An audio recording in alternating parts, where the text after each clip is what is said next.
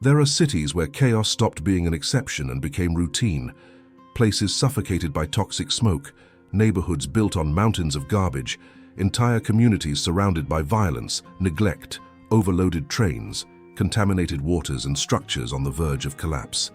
This is a journey through the 15 most hellishly habitable places on the planet, where survival is not an option, it is a daily obligation. In Hanoi, Vietnam, chaos stopped being an exception long ago and became the norm.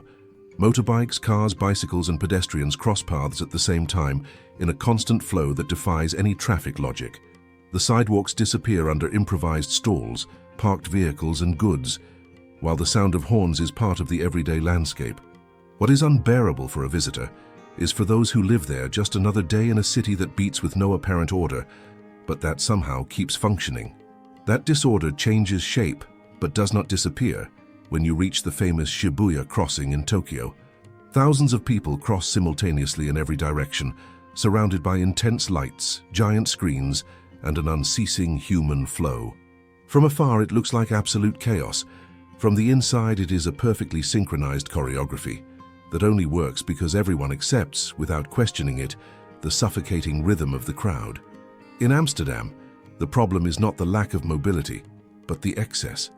Thousands of bicycles end up abandoned and thrown into the canals, forming real submerged cemeteries.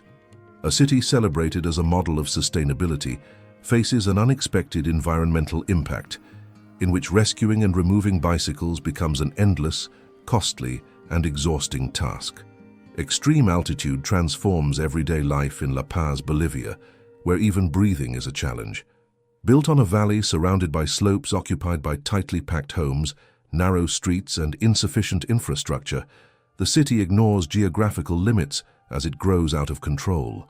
Oxygen is scarce, transport collapses, and yet life goes on, intense and exhausting as if there had never been an alternative. In Chongqing, China, the lack of space gave rise to a solution that borders on the surreal.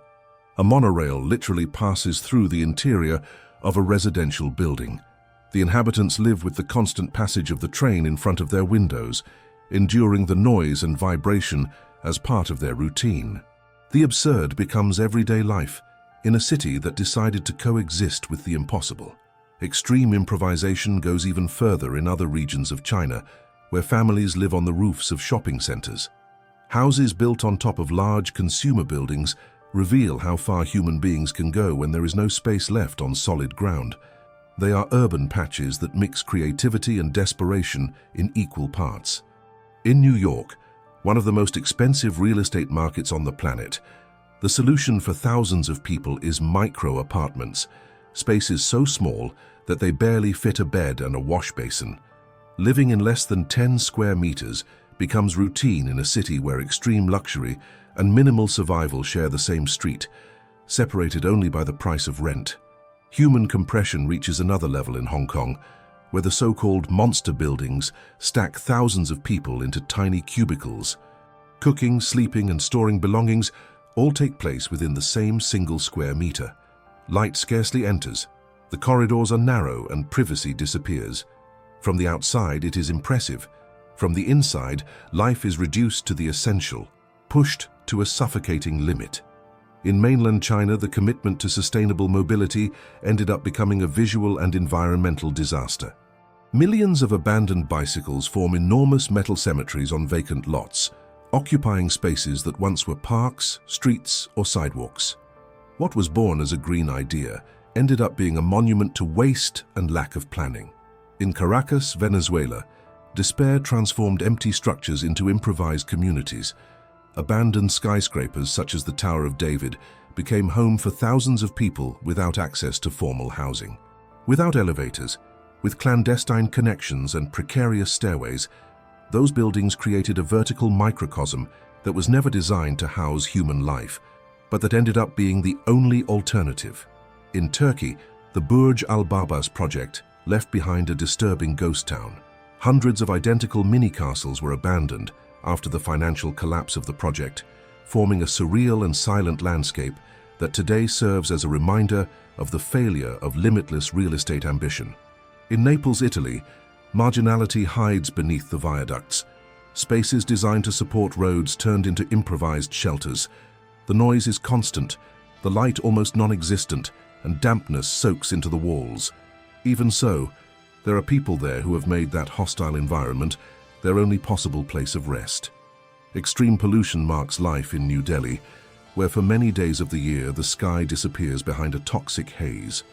Schools close, hospitals are overwhelmed, and respiratory illnesses become part of the routine. Millions remain there, breathing air that should no longer be breathable, in a city that struggles to survive its own pollution. In Mumbai, the neighborhood of Dharavi stretches out as one of the largest slums in the world. A labyrinth of narrow alleys, open sewage and unventilated dwellings houses nearly 1 million people in a minimal space. Even in extreme conditions, there is an internal economy there, workshops, shops, and a network that demonstrates human resilience in one of the densest and most unsanitary environments on the planet. Finally, the Gaza Strip represents the rawest expression of urban hell. Streets reduced to rubble, collapsed hospitals, lack of drinking water and intermittent electricity force the population to survive in improvised shelters under the constant threat of new attacks. What once was a city is today a landscape of ruins inhabited by people who resist amid fear, scarcity, and permanent destruction. In the face of all these places, where life persists in extreme conditions, a disturbing question arises: if human beings have already adapted to living amid chaos, pollution, violence, and urban collapse, how many more cities are dangerously close to becoming the next habitable hell on the planet? In everything you have just heard, there is a pattern that cannot be ignored. None of these places appeared out of nowhere or reached this situation due to a single isolated factor. All are the result of failed political decisions, unplanned urban growth, state abandonment, extreme inequality, environmental collapse, or conflicts that went on for decades while the rest of the world looked the other way.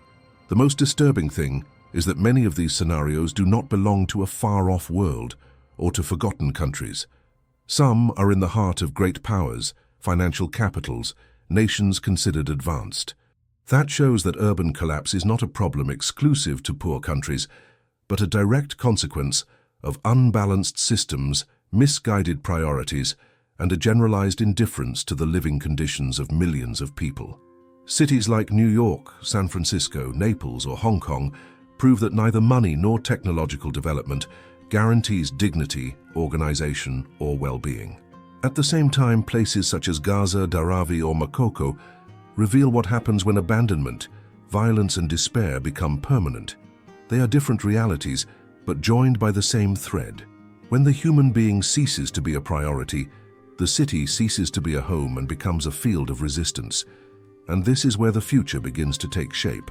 Accelerated population growth, climate change, pollution, the housing crisis, and inequality continue advancing across the entire planet. If current cities are already struggling to bear their own infrastructure, what will happen in 20 or 30 years when millions more are forced to move, to emigrate, or to compete for spaces that are increasingly scarce? The real question is no longer whether these places should exist. The question is how many more are on their way to becoming the same. Because the next habitable hells on the planet may not be in faraway lands or on unknown maps. They may be growing right now, silently, in cities that we consider normal today. Could the place where you live be closer to that point of no return than you imagine?